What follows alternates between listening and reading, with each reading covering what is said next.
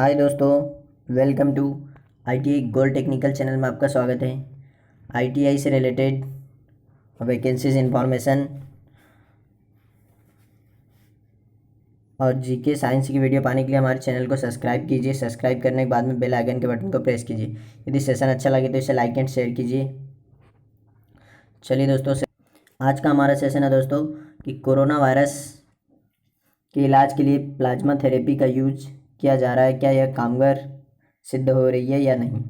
दोस्तों, केरल को आईसीएमआर ने अनुमति दे दी है कि वह प्लाज्मा थेरेपी का उपयोग करके रोगियों का उपचार करे या इसका टेस्ट करके देखे कि यह कामगार सिद्ध हो रहा है या नहीं। चलिए दोस्तों, कोरोना वायरस के बारे में जान लेते हैं। यह चीन के हुबई प्रांत के वुहान क्षेत्र की वुहान शहर के सी फूड मार्केट यानी समुद्री जीव के मार्केट से आया है। जो यह एक बहुत ही बड़ी महामारी है। इससे बचने के लिए हमें घर में रहना चाहिए और बार बार साबुन से हाथ धोते रहना चाहिए और साफ़ सफाई रखना चाहिए। अभी तक दोस्तों कोरोना वायरस की कोई वैक्सीन नहीं बनी है, लेकिन कुछ साइंटिस्ट और कुछ डॉक्टर का कहना है कि प्लाज्मा थेरेपी के द्वारा कोरोना वायरस का इलाज किया जा रहा है। चीन ने भी यह दावा किया कि वहाँ पर भी प्लाज्मा थेरेपी के द्वारा इलाज किया गया है। तो चलिए अब जान लेते हैं प्लाज्मा थेरेपी के बारे में।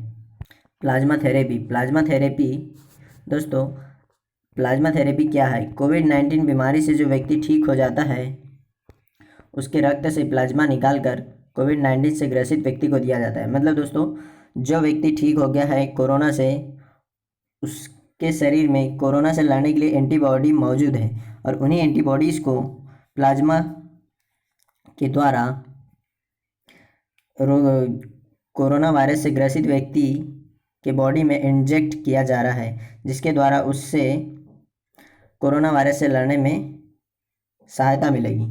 चलिए आगे बढ़ते हैं।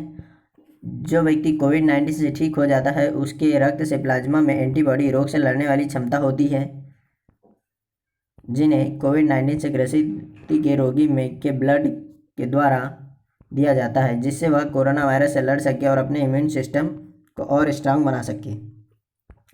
मतलब दोस्तों, इसमें यह कहा गया है कि जो व्यक्ति ग्रसित है वह अपने इम्यून सिस्टम को और स्ट्रांग कर सकता है इसमें एंटीबॉडीज़ प्रवेश कराने के बाद।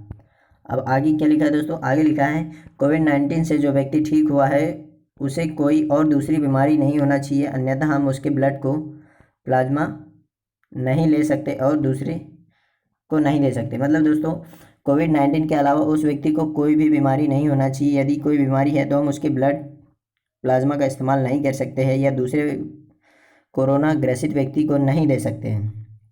और दोस्तों, यह भी कहा गया है साइंटिस्ट और डॉक्टरों ने कि जो व्यक्ति ठीक हो गया है उसका ब्लड या प्लाज्मा 14 दिन के बाद में ही ले, क्योंकि 14 दिन के अंदर कोरोना वायरस फिर से आ सकता है, इसीलिए 14 दिन के बाद में ही देना जरूरी माना है। नेक्स्ट है दोस्तों, कोविड-19 से ग्रसित व्यक्ति प्लाज्मा थेरेपी उपयोग तभी कर सकते हैं जब रोगी की प्रतिरोधक क्षमता अच्छी हो। मतलब हम जिस व्यक्ति के ऊपर इसका टेस्ट कर रहे हैं उस व्यक्ति का इम्यून सिस्टम भी अच्छा होना चाहिए। यदि अच्छा नहीं है तो हम उसके ऊपर नहीं कर सकते हैं। प्लाज्मा थेरेपी का प्रयोग सबसे पहले 1918 में जब इन्फ्लुएंजा फैला था तब किया गया था, आज से लगभग 100 साल पहले। प्लाज्मा थेरेपी का उपयोग चेचक, pneumonia, rabies, diphtheria, Ebola, influenza जैसी कई संक्रामक बीमारियों को ठीक करने में किया गया था। तो हो सकता है कि कोरोना वायरस को भी ठीक करने में यह काफ़ी हद तक कामगार साबित हो, और यदि कामगार साबित होगी तो बहुत अच्छी बात है दोस्तों।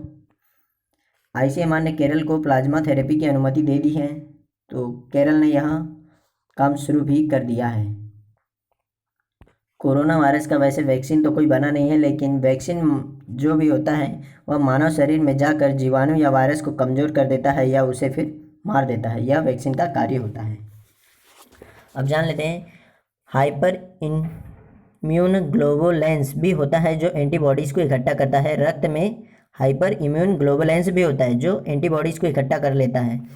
दोस्तों, डॉक्टर और कुछ वैज्ञानिक का मानना है कि एक ठीक हुए कोरोना वायरस से जो एक व्यक्ति ठीक हो गया है उसके द्वारा हम 3 लोगों के लिए और प्लाज्मा निकाल लेते हैं, तो 3 लोगों के लिए उसका प्लाज्मा यूज़ में लिया जा सकता है, फिर भी हम उसके शरीर से मात्र 20% ही प्लाज्मा निकालेंगे।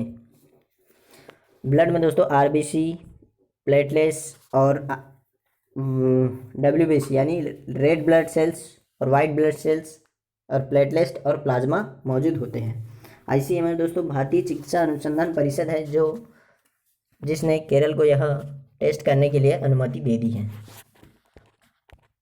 कुछ डॉक्टरों और वैज्ञानिकों का कहना है कि जब यह किसी कोरोना वायरस ग्रसित व्यक्ति में प्लाज्मा थेरेपी की जाती है तो उसके 48 से 72 घंटों के बाद में उसकी स्थिति में सुधार होने लग जाता है और कम से कम 3 से 7 दिन में वह व्यक्ति रिकवर या ठीक भी हो सकता है।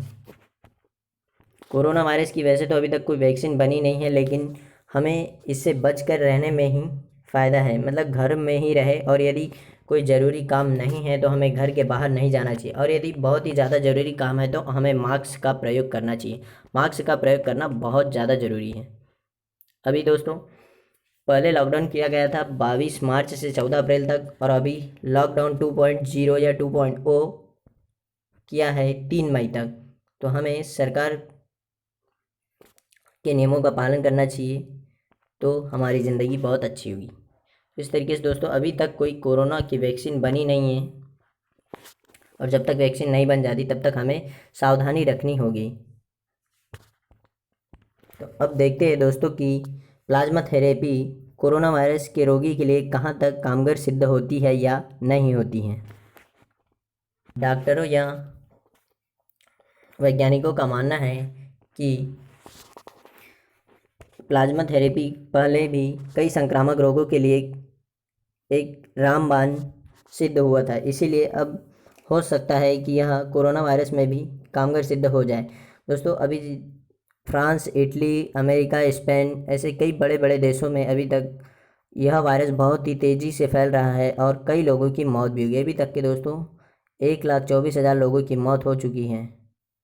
सबसे ज़्यादा अमेरिका में अभी तक 27,000 लोगों की मौत हो गई। दोस्तों जो दुनिया का सबसे बड़ा ताकतवर देश है वहाँ पर भी आज संकट आ पड़ा है। तो चलिए दोस्तों मिलते हैं नेक्स्ट सेशन में। यदि सेशन अच्छा लगा हो या आपको थोड़ी सी भी जानकारी मिली हो तो इसे सब्सक्राइब कीजिए और हमारे चैनल जुड़ने के लिए सब्सक्राइब कीजिए और इसे लाइक एंड शेयर कीजिए दोस्तों।